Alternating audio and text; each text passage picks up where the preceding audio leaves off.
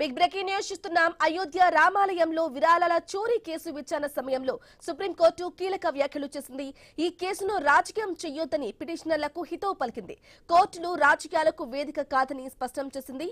ఇది కేవలం ఓ నేరానికి సంబంధించిన అంశం మాత్రమేనని తెలిపింది. సరైన దర్యాప్తు జరిగేలా చూస్తామని స్పష్టం చేసింది.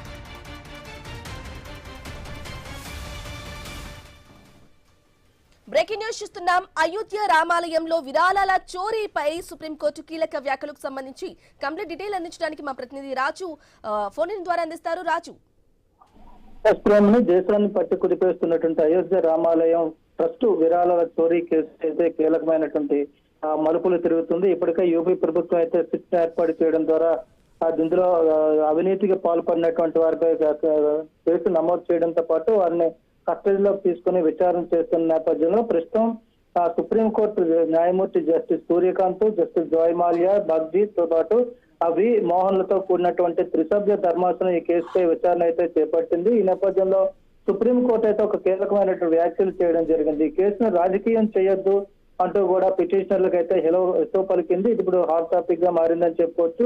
ఆ కోర్టులు రాజకీయాలకు వేదిక కాదని స్పష్టం కూడా చేసింది. ఇది కేవలం ఒక నేరానికి సంబంధించిన అంశం మాత్రమేనని, దీనికి సరైన దర్యాప్తు జరిగేలా చూస్తామని కూడా సుప్రీంకోర్టు అయితే స్పష్టం చేయడం జరిగింది. ముఖ్యంగా చూసుకుంటే ఈ రోజు చేపట్టినటువంటి ఏదైతే సుప్రీం కోర్టులో జరిగినటువంటి వాదనల విషయంలోకి వస్తే యూపీ ప్రభుత్వం తరపున అయితే సొలిసిటర్ జనరల్ తుషార్ మెహతా అయితే ప్రభుత్వం తరపున వాదనలు వినిపించారు. దీనికి సంబంధించి కూడా తుషార్ మెహతాని అయితే సుప్రీంకోర్టు కొన్ని క్వశ్చన్లు కూడా వేయడం జరిగింది. దీని మీద సిట్ ఏర్పాటు చేశారా, ఇప్పటివరకు ఇది ఎంతవరకు కేసు అయితే దర్యాప్తు జరిగింది అనే దాని మీద కూడా ప్రశ్నించడం జరిగింది. దీంతో డీజీపీతో కూడినటువంటి సిట్ ఏర్పాటు చేశామని చెప్పి కూడా చెప్పిన నేపథ్యంలో అసలు డీజీపీతో సిట్ ఏర్పాటు చేయొచ్చా లేదా అనేది కూడా స్పష్టత కావాలంటూ కూడా సుప్రీంకోర్టు అయితే ఒక వ్యాఖ్య అయితే చేయడం జరిగింది. దీని మీద యూపీ పోలీసులు కూడా దర్యాప్తు చేస్తున్న విషయాన్ని కూడా కోర్టు దృష్టికి అయితే సొలిసిటర్ జనరల్ అయితే తుషార్ మెహతా అయితే తీసుకురావడం జరిగింది. ఈ నేపథ్యంలో మరోవైపు సిట్ దర్యాప్తులు కూడా కీలకమైనటువంటి పలు విషయాలు అయితే వెలుగులోకి వచ్చిన విషయం తెలిసిందే. ఇప్పటికే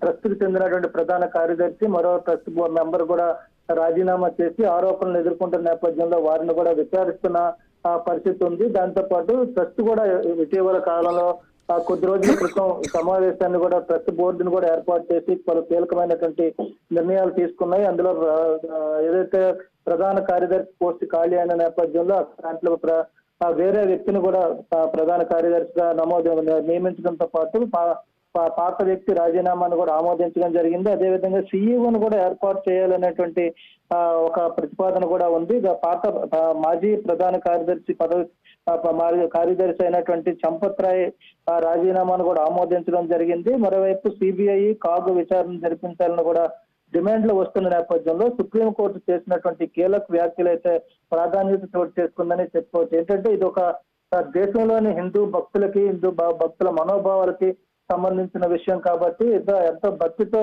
ఆ భక్తులు సమర్పించినటువంటి విరాళాలు దారి తప్పాయి, కుంభకోణానికి దారి తీసాయి అనే విషయంలో చేస్తున్నటువంటి దర్యాప్తు పారదర్శకంగా జరగాలి. అదేవిధంగా అదే పరిస్థితుల్లో దీనిని రాజకీయం చేయొద్దు అంటూ కూడా సుప్రీంకోర్టు అయితే వ్యాఖ్యలు చేయడం కీలకంగా మారిందని చెప్పుకోవచ్చు.